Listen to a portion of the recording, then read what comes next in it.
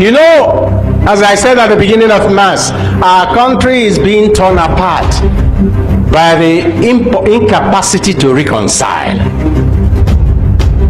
Only 6 years after our independence, in 1966, some military officers thought that the politicians were not getting things right and staged a coup. That coup set a ball rolling that eventually culminated in the worst massacre and genocide in modern African history, the Nigeria-Biafran War. Attempts at discussion, mediation failed, mainly because one of the major partners in mediation was an interested party, the British. When you are calling those who sell arms, when you are calling those who steal your minerals when you are fighting, when you are calling those who want your population to be reduced to half to come and mediate between you and your brother because you are quarreling, you can imagine the type of advice he will give you. But that is not the worst.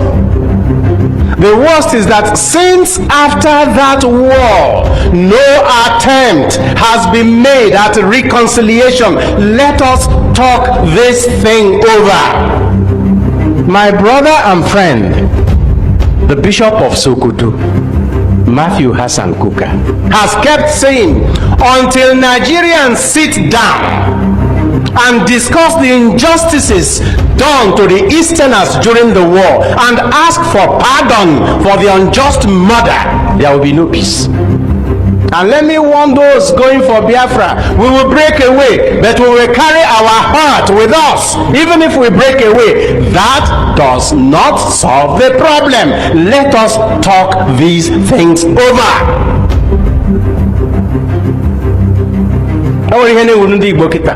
Autonomous community. Autonomous community. Then the gate you make or make a way into autonomous community about. Bitterness, no be habele or landu will. I am no one again with tea. No be habele, as I book, heaven do mamu, Kiria lile, no be habele, Mogana had Jeraco, I am again with your new. I sick away. Nenigu. I make away your own way in the just heck and doesn't have who look back. That does not solve the problem. We can no longer count the number of autonomous communities in Igbo land. And yet we have been unable even to unite and get one extra state to balance the geopolitical zones in Nigeria. Because divided, we cannot stand. Why can't we sit down? Reconciliation takes time. It needs patience. It requires love. After the war, they told us there will be a reconstruction, reconciliation, and rehabilitation. As not one of those things was done. And because we have not been able to talk these things over, the injury that was done to a people is handed from one generation to another generation. Scrapping history from our curriculum in the secondary schools will not solve the problem. The problem will be solved by, let us sit down and talk these things over. And if we can't handle it, we are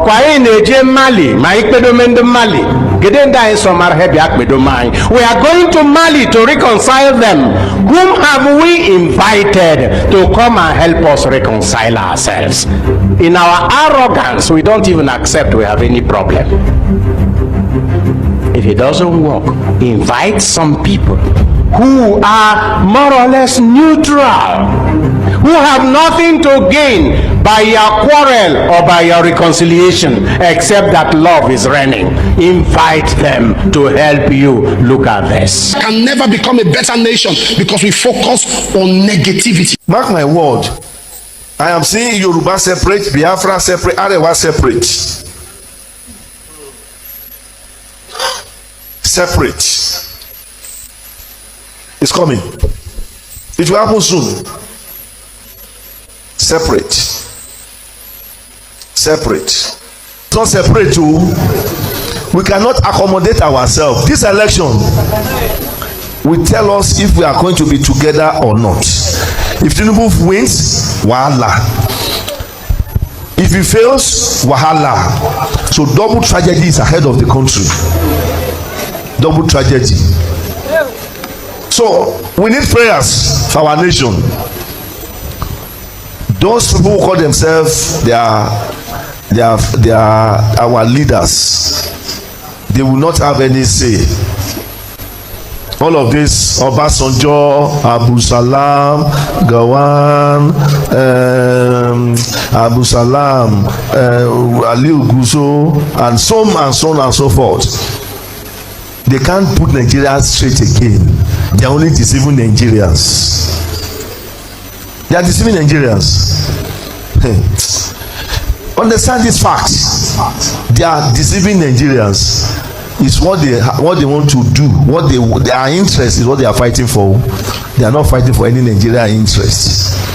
That's for the children of God. All we need is to continue to pray, intensify our prayers, and be praying to God. Nigeria is a fraud. One particular tribe repressing the whole of us. Did you hear what Central Bank governor wants to do? Just a department, the operation department of Central Bank, to be moved back to Lagos, where you have 99% of the headquarters of bank. The north is agitated. Don't take Abuja back to Lagos. They don't care. If you all become beggars, it's okay for their oligarchic mentality. I talk like no other pastor talk. Because I have seen into governance, I have seen into the church, and I know where the problem is in this country. Are you hearing me? They may not like what I'm saying, but they cannot dispute the truth. This country cannot go on like this. Okay, I was talking about those who migrated. I don't blame those that want to japa. You know, initially I was saying don't japa. Do you hear me say that again? Japa if you want to japa. Because you look at the country and say, what future? If it goes on like this, what future? If it goes on like this, civil war is imminent. If it goes on like this, military intervention is imminent. Do we want to go back to that? No, something must happen. I have always believed that something must happen. Do you see the way we pray in this church? Make Nigeria one. We don't pray. Nigeria is not one, and it can never be one. We are different nations tied together by force. We should still be one country, but let everyone govern himself the way he likes. Are you hearing me? Let the Niger Delta have their oil. Let the East have their resources.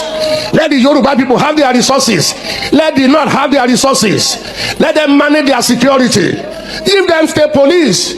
Let everybody guard his borders. Let everybody generate his economy. I look at the topic, Igbo quest for Nigeria's unity.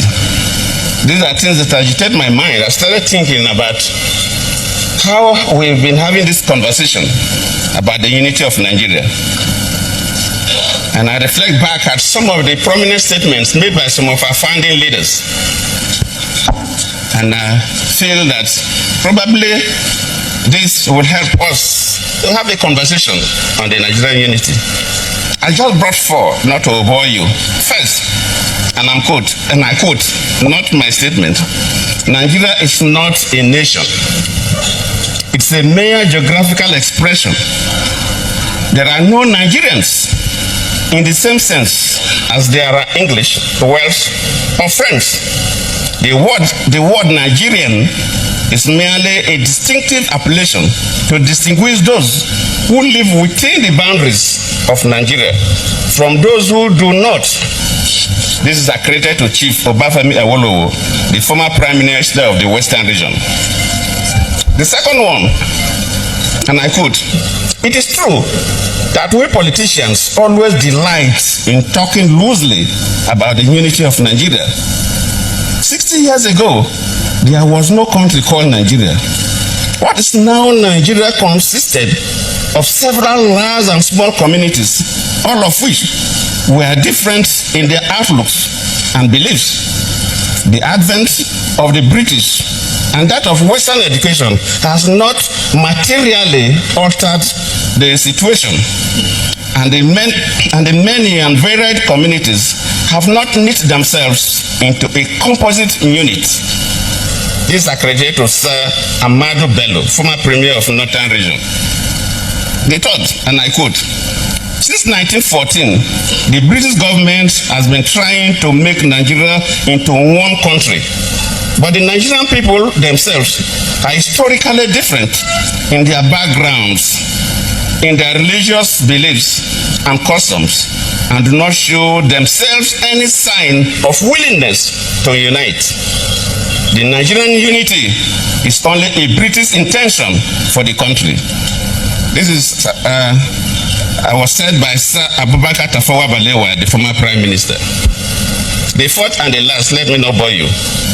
And I quote, "Each of our three regions is vastly different in many respects, but each has this in common, that despite variety of languages and custom, or differences in climate, all form part of one country which has existed as a political and social entity for..." Nigeria is a country still yearning for nationhood.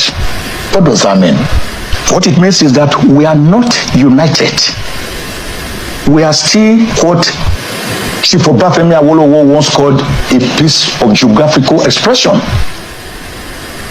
Ahmadu Bello once said it was a piece of historical mistake, because we were cobbled together on 3rd January 2014 by Lord Lugard, the Southern and Northern Confederates, and the Lagos colony, after Nigeria had been given her name by a young British author who wrote in the London Financial Times of 8th January 1897, calling it Nigeria, that Niger area.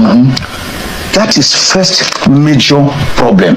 In other words, we were cobbled together through the direct and indirect rule system that we were operating, with all of us already enjoying our independence.